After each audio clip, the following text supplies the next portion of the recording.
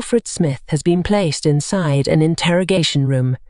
He sits silently, legs shaking, nervous, awaiting what's next. An hour passes. He begins to sob, thoughts of Jessica's death, the chances of losing his wife and children, the ending of his career, all crosses his mind. He wipes the tears from his eyes as Detective Henshins enters the room. So, Alfred Smith, are you ready to admit to the killing of Jessica Ross? I didn't kill Jessica. I love Jessica. Why would I kill her? Alfred exclaimed. Everything we're discussing is being recorded. Detective Henshins turns on the voice recorder. How did you love Jessica? Did your wife know you loved Jessica? Of course not. I met Jessica 2 years ago. I was dealing with a lot of stress on my job, crunching numbers and meeting my quotas. I started to bring my stress home to my family. And I went through a period of depression, and I just overall wasn't handling life well. So I hired her as my therapist. How did your therapist become your lover? It just happened. It wasn't planned. As I told Jessica about my life and my struggles, we grew closer. It first started with understanding, then we were able to relate to each other. Our backgrounds were similar. Overbearing parents, few friends, high goals. We just understood one another. Detective Henshins shook his head. How did your wife feel about all of this? You don't think she had a clue about the affair?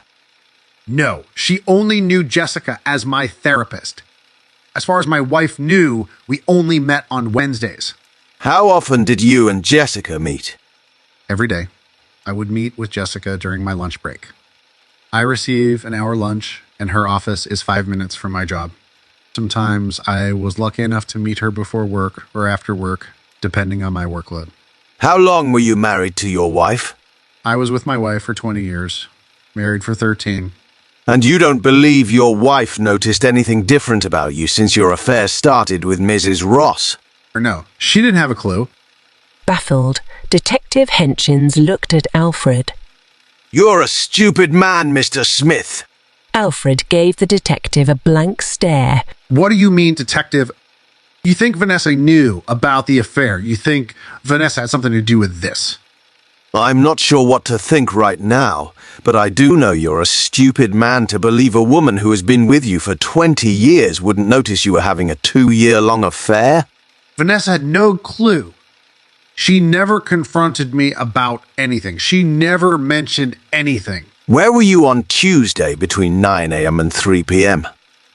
On Tuesday, I was at work. I'm always at work on Tuesday by 7:30 a.m., and I do not leave until 4 p.m. The last time I saw Jessica was Friday morning, before I went into the office. I told my wife that I had to go in early, and rather me going to work, I met with Jessica at her apartment around 10 a.m. First we made love, and I left by noon. Where do you believe your wife was? My wife barely leaves the home. Except to take the children to school at 9 a.m. and pick them up around 2 p.m. Other than that, she's usually at home or stopping by the supermarket. How did Jessica die? I will be the one asking the questions, not you. I'll check out your story. I'm telling the truth. Detective Henshins turns off the voice recorder and stands to leave. For your sake, I hope so. Officer, please book Mr. Smith and have him placed within a cell away from the general population. This is a high-profile crime, and we need our suspect to survive long enough to face prosecution. Sir, get up. Let's go. The officer grabs Mr. Smith, places his hands behind his back, and puts on the cuffs. How long will I have to stay here? Until I prove you did not kill Dr. Ross. Mr. Smith is taken to processing. Alfred Smith enters the jail. He feels like he's being watched. Hey, that's the guy accused of gruesomely killing that beautiful doctor. I heard he dissolved her insides with acid. I heard he ate some of her. Oh my God, he's sick. He's sick. Don't put that sick piece of shit in a cell with me. I'm not sleeping anywhere near him. Shut up, Fred. You don't make any decisions. You do what the fuck I say and sleep with whoever the fuck I decide. You'll have a dead body on your hands if you put him in a cell with me. I might play with him a little first. See if he likes to be tortured as much as he likes torturing. Looks like you're already a celebrity. For your safety, we'll keep you separate until you go in front of the judge. After that, you're on your own. Alfred didn't know what to say. He knew crying wouldn't solve anything and would only show weakness.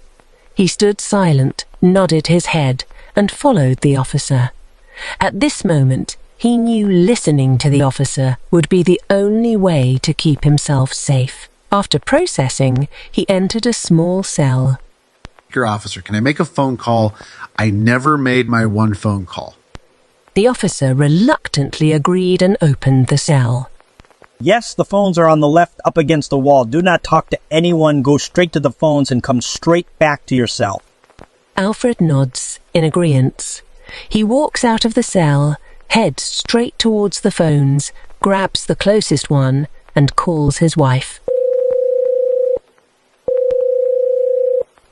Vanessa answers. Hello? You are receiving a call from Conway Correctional Facility from Alfred Smith. Do you accept the charges? Yes. Alfred, are you okay? Vanessa asks, anxiously awaiting the reply.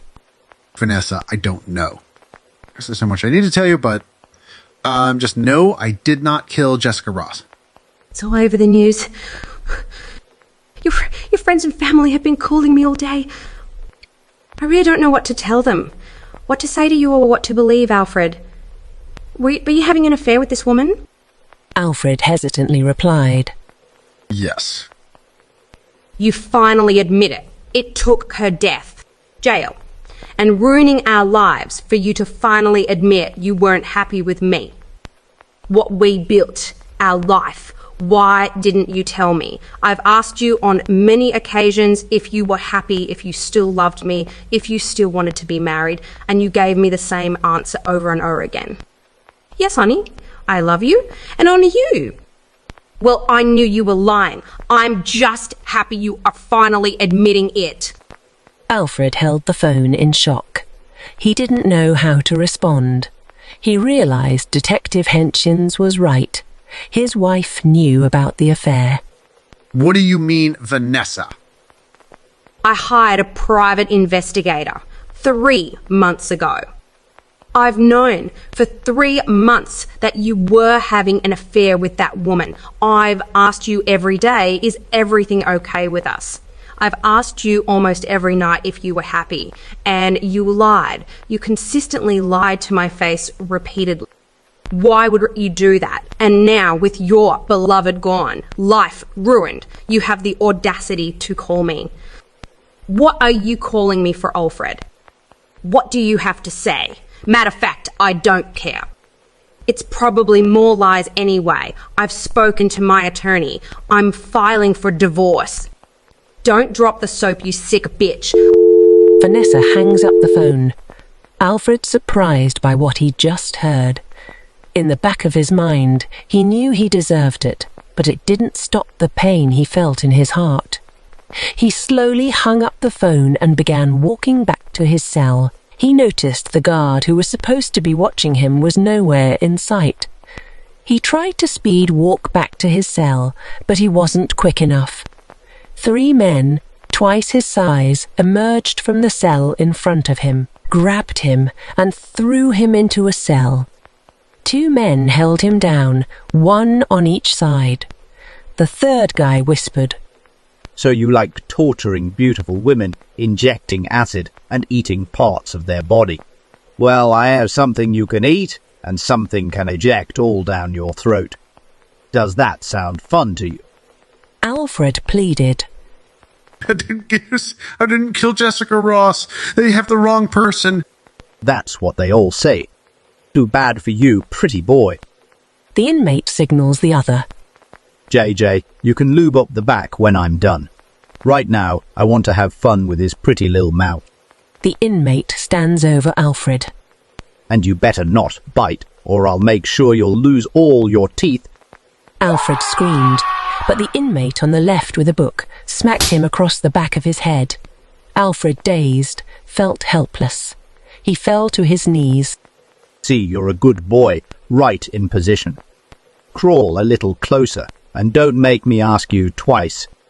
Alfred, scared and sobbing, crawled closer to the inmate.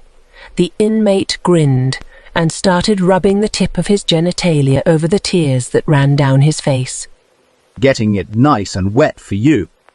Open your mouth so you can taste. Don't make me repeat myself. What the hell is going on in here?